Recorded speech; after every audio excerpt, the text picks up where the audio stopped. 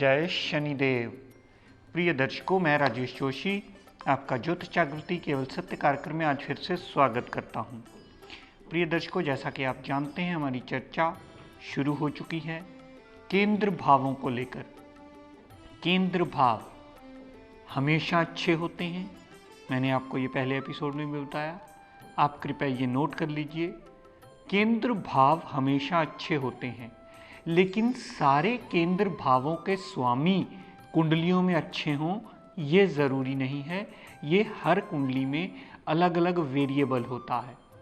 जैसे मैंने मेष लग्न की जानकारी दी, मेष लग्न की कुंडली में सप्तम भाव के स्वामी शुक्र देवता मारक ग्रह बन जाते हैं। वृषभ लग्न की कुंडली में सप्तम भाव के स्वामी मंगल देवता मारक बन जाते हैं और चौथे भाव के स्वामी सूर्यदेव सम बन जाते हैं और अपनी प्लेसमेंट के हिसाब से रिजल्ट देते हैं।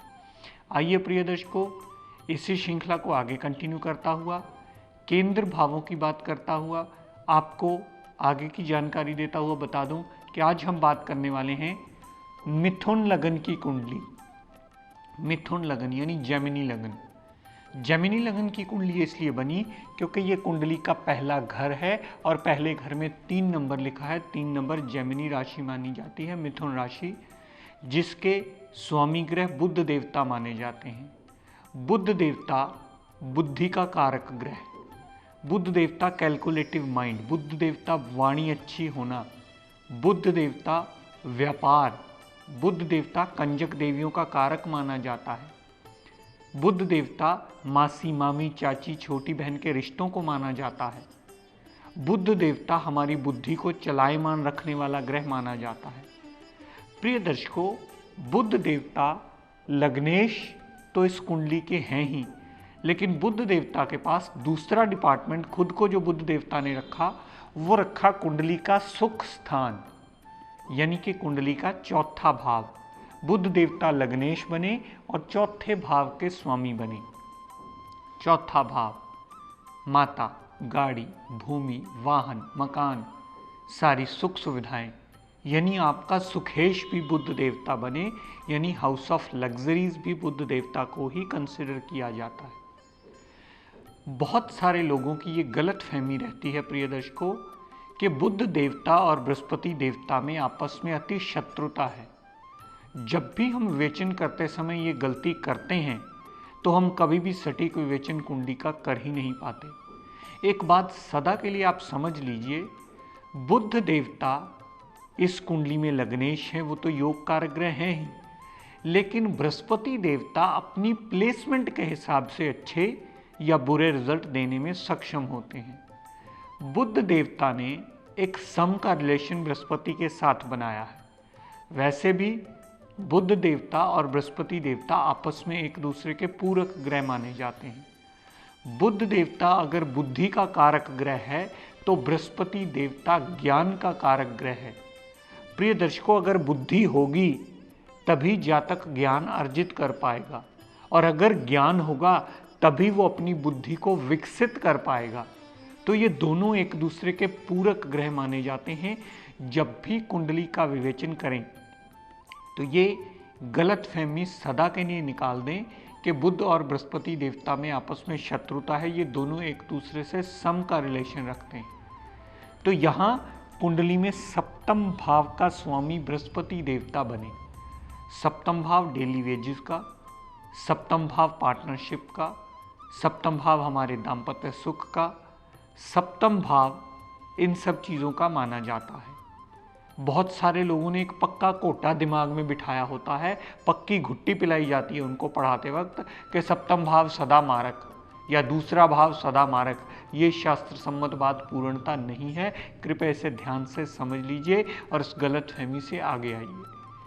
सप्तम भाव में बृहस्पति देवता का डिपार्टमेंट आया। सप्तम भाव का स्वामी बुध देव ने बृहस्पति देव को दिया और साथ में दिया दशम भाव।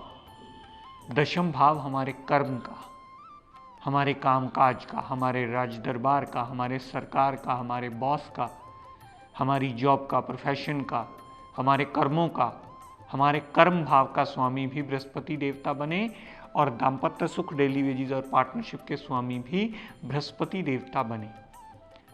लेकिन प्रिय दर्शकों, यहाँ एक बृहस्पति देवता के लिए शब्द यूज किया जाता है केंद्र अधिपति दोष।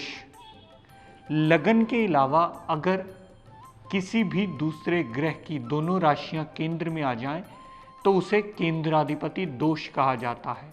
लेकिन ये पहली लाइन तो सभी जने पढ़ लेते हैं, लेकिन इससे अगली लाइन पढ़ना भूल जाते हैं। केंद्राधिपति दोष सिर्फ तब लगता है जब ग्रह अशुभ प्रभाव में या अशुभ भाव में स्थित हो। तो अगर ग्रह अच्छे भाव में स्थित होगा तो वही केंद्राधिपति ग्रह कहे जाने वाला अपने आप में एक बहुत बड़ा राजयोग ले लेता है, जो अपनी दशा अंतरदशा में जातक को बहुत अच्छा फल देने में सक्षम होता है। तो यहां बृहस्पति देवता सप्तमेश बने और दशमेश बने तो बृहस्पति देवता को केंद्राधिपति दोष जो है वो केवल 4 भावों में लगा।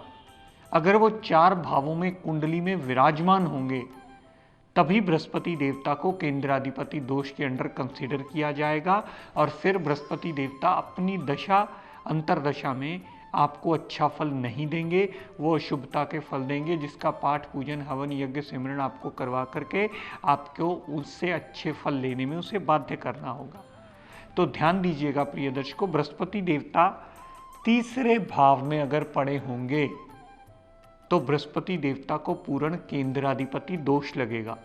क्योंकि बहुत सारे लोगों की ये गलतफहमी रहती है, वो जहाँ भी बृहस्पति देखा हर एक जगह पर उसको केंद्राधिपति दोष लगा देते हैं। ये बात पूर्ण शास्त्र सम्मत नहीं है। हमारी 20 साल की रिसर्च में ऐसा नहीं आया। छठे भाव में अगर बृहस्पति देव पड़े होंगे तब भी उन्हें केंद्राधिपति दोष लगेगा और वो अपनी दशा अंतरदशा में अच्छा फल नहीं देंगे। अष्टम भाव में बृहस्पति देवता एक तो भाव गलत, ऊपर से अपनी नीच राशि में आ गए हैं, तो यहाँ पर भी वो केंद्राधिपति दोष से दूषित होंगे और अपनी दशा अंतरदशा में अच्छा फल देने में सक्षम नहीं होंगे। दर्शकों, यही बृहस्पति देवता कुंडली के अगर 12वें भाव में विराजमान होंगे, 12वें भाव में होने से भी उन्हें पूर्णतः केंद्राधिपति दोष लगेगा और वो सदैव अपनी दशा अंतरदशा में आपको अशुभता के फल देते ही मिलेंगे। लगन में बृहस्पति देव पड़े हों, दूसरे भाव में पड़े हों, चौथे भाव में पड़े हों, पंचम भाव में पड़े हों, सप्तम भाव में पड़े हों। हालांकि सप्तम भाव में आने से बृहस्पति देवता हंस नाम का पंच महापुरुष योग बनाते हैं। हंस नाम का पंच महापुरुष योग का मतलब है कि बृहस्पति जिन भी चीज़ों का कारक है उसके सारे एडवांटेज उस जातक को अवश्य मिलते हैं और साथ ही साथ दाम्पत्य सुख, डेली वेजेस और पार्टनरशिप का भी एडवांटेज उनको मिलता है। बृहस्पति देवता 9वें भाव में पड़े हों और बृहस्पति देवता अगर मान लीजिए प्रिय दर्शकों 10वें भाव में भी पड़े हों, तब भी बृहस्पति देवता को हंस नाम के पंच महापुरुष योग के अंडर कंसिडर किया जाता है और वो एक बहुत बड़ा राजयोग माना जाता है, जहाँ पर ग्रह की दशा अंतरदशा आपको पूर्ण अच्छा फल देने में सक्षम होती है। लेकिन प्रिय दर्शकों, एक बात का ख्याल रखिएगा, हमेशा जब भी ग्रह का विवेचन करें डिग्री वाइज बलाबल की कंसिडरेशन ज़रूर कर लीजिएगा। बिना डिग्री वाइज बलाबल के ग्रह अपना रिजल्ट देने में सक्षम नहीं होता। चाहे कुंडली का जितना मर्जी योग कारक ग्रह हो, वो सदैव आपको प्रॉब्लम्स देता ही मिलता है। तो 10वें भाव में भी बृहस्पति देवता उतना अच्छा फल देंगे हंस नाम के पंच महापुरुषों का, जितना उनमें डिग्री वाइज बलाबल और क्षमता होगी। दर्शकों, यही बृहस्पति देव कुंडली के 11वें भाव में पड़े होंगे। अगर कुंडली के 11वें भाव में पड़े होंगे और उनकी दशा अंतरदशा चल पड़ी जातक की, तो जातक के लिए अगर बृहस्पति देवता अच्छा डिग्री वाइज बलाबल 11वें भाव में लेकर के बैठे होंगे तो वो जातक की हर इच्छा पूरी करने में सहायक सिद्ध होंगे। हमेशा बीमारी से दूर रखेंगे, बड़े भाई बहन की सपोर्ट मिलेगी, धन का आगमन होता रहेगा। छोटी मोटी हेल्थ प्रॉब्लम अगर होंगी तो बृहस्पति की दशा अंतरदशाएं में चली अवश्य जाएगी। तो कहने का तात्पर्य प्रिय दर्शकों सिर्फ इतना कि इस लगन कुंडली में 7वें भाव के स्वामी को केंद्राधिपति दोष में मानना सबसे बड़ी भूल है, अगर वो तीसरे, छठे, 8वें, 12वें भाव के अलावा कहीं पड़ा है। क्योंकि जब हम विवेचन करने लगते हैं बृहस्पति अच्छा पड़ा होता है लेकिन उस जातक के मन में ये गलतफहमी डाल दी जाती है कि तो बृहस्पति तो आपका मारक है, वहां हमारी कुंडली के विवेचन की गड़बड़ शुरू होती है। बृहस्पति देवता इस लगन कुंडली में एक बहुत बड़ा राजयोग देने की क्षमता रखते हैं और वो राजयोग जातक की लाइव कुंडली की एग्जाम्पल देख करके आप समझ भी सकते हैं और उसके परिणाम स्वरूप आप जान भी सकते हैं कि अगर बृहस्पति कुंडली में बली है, अच्छे भाव में पड़ा है, अच्छा योग लेकर बैठा है, तो अपनी दशा अंतरदशा में जातक को राइजिंग देने में बहुत बड़ा मेजर रोल प्ले करता है। ये गलतफहमी कभी मत पालिएगा कि हर भाव में या हर जगह पर उसे केंद्राधिपति दोष लगता है, हर जगह में नहीं लगता। अगर कहीं बृहस्पति देव केंद्र में, त्रिकोण में या अपने कारक भावों में बैठे होंगे तो सदैव अपनी दशा अंतरदशा में आपको अच्छा फल देने में सक्षम होंगे। तो कहने का तात्पर्य प्रिय दर्शकों इतना कि अगर बुध देवता इस लगन कुंडली में योग कारक ग्रह बने हैं जो कि लग्नेश और चतुर्थेश हैं, इसी प्रकार बृहस्पति देवता भी इस कुंडली के सप्तमेश हैं और दशमेश हैं और अच्छी जगह प्लेस्ड होने से अच्छा फल देने में भी सक्षम हैं। तो बुध देवता जहां अच्छा फल दे सकते हैं, क्योंकि ये प्रॉब्लम इन दोनों लगन कुंडलियों में ही आती है, माफ कीजिएगा चारों लगन कुंडलियों में दोनों ग्रहों को आती है। 4 लगन कुंडलियां कौन कौन सी प्रिय दर्शकों? मिथुन लगन की कुंडली में केंद्राधिपति दोष को ध्यान से देखना पड़ता है बृहस्पति के लिए। कन्या लगन की कुंडली में बृहस्पति की प्लेसमेंट देखकर ही डिसाइड करना पड़ता है कि वो अपनी दशा अंतरदशा में अच्छा या बुरा फल, कैसा फल और कितने प्रतिशत देने वाला है। धनु लगन की कुंडली में बुध देवता की प्लेसमेंट को देखकर ये निर्णय करना पड़ता है कि उन्हें केंद्राधिपति दोष लगा या वो अपनी दशा अंतरदशा में अच्छा फल देने में सक्षम है। और आखिरी मीन लगन की कुंडली, ये 4 लगन कुंडलियां ऐसी हैं जिनमें बृहस्पति को और बुध देवता को कंसिडर किया जाता है केंद्राधिपति दोष के अंडर।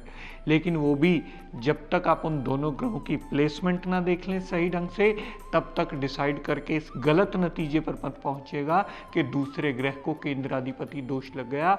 हो सकता है वही दूसरा ग्रह आपको बहुत बड़ा राजयोग देकर आपकी जिंदगी को इंप्रूवमेंट में लाने वाला हो। और प्रिय दर्शकों, आप सभी जानते हैं, अगर किसी कारणवश आपका ये एपिसोड देखने से रह जाए तो कृपया YouTube पर जाकर डेली हमारा एपिसोड वॉच कर सकते हैं। हमारी कोशिश ये रहती है कि डेली का एपिसोड अपलोड कर दिया जाए और जो भी दर्शक इसे देखने के इच्छुक हों वो देख करके अपने ज्ञान का चक्षु खोल सकते हैं। तो प्रिय दर्शकों, इसी के साथ मैं आपके लिए ये प्रार्थना करता हूँ, हमारे न्याय के देवता शनिदेव से ये प्रार्थना करता हूँ कि हे शनिदेव, वैसे भी आप सभी जानते हैं कि अब अगले आने वाले साल में तो शनिदेव भी अपनी राशि परिवर्तन कर जाएंगे। ये साल तो वैसे ही ख़त्म होने जा रहा है, तो हम सब के लिए वैसे भी मंगल कामना करते हैं कि शनि देवता आने वाले साल में जो भी आपने दुख तकलीफ़ें दिक्कत परेशानियां 2013 में झेले हैं वो सारियां दूर करके आप पर अपनी कृपा दृष्टि दया दृष्टि का आशीर्वाद सदा बनाए रखें।